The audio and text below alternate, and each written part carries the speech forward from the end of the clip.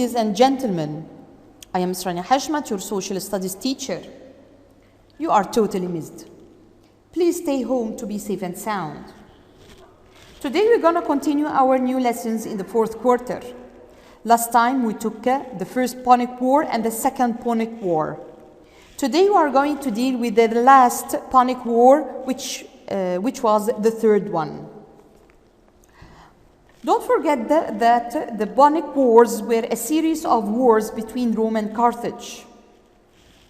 It started in 149 BC and ended in 146 BC, and it is the shortest war among the three wars.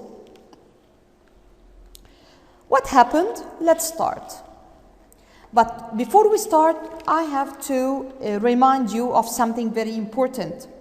Before we start, don't forget to watch the videos of the first and second Punic Wars on our channel to follow. Let's start.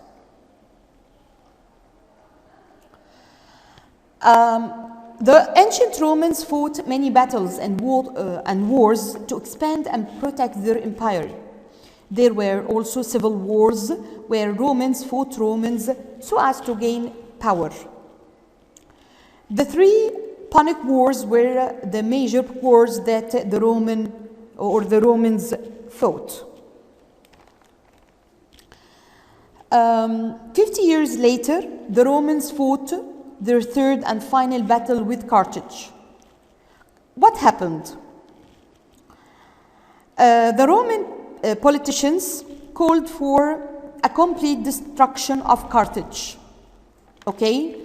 So they started to siege or surround this city by an armed force to defeat them.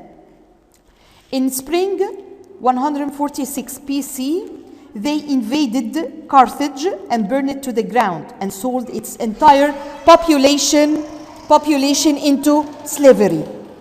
For 10 days, the Roman soldiers burned and demolished the city. And the territory of Carthage became a Roman province called Africa. Now, Rome is the master of the entire Mediterranean Sea. All the three wars were won by Rome, which emerged as the greatest military power in the Mediterranean Sea. Okay? And one of the greatest powers in the Mediterranean Sea had been wiped off the map, namely, of course, Carthage. So the final Roman hammer blow came when they launched an all-out attack on Carthage.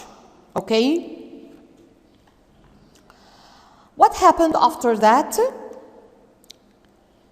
Romans used their armies of soldiers and slaves to build great roads across their empire, and they tried to make them as straight and as flat as possible. And so keeping control of this empire depended on the famous Roman roads. So in order to control the empire, they started to make roads by the soldiers or the Roman soldiers and by the slaves coming from different territories. These roads allowed Romans to communicate and started trade, and it was and led to the famous saying that all roads lead to Rome. This is a very famous saying about Italy. These roads were technically advanced, and the Roman army turned into the most efficient and best organized fighting force in the world. Okay, that's for today, and goodbye.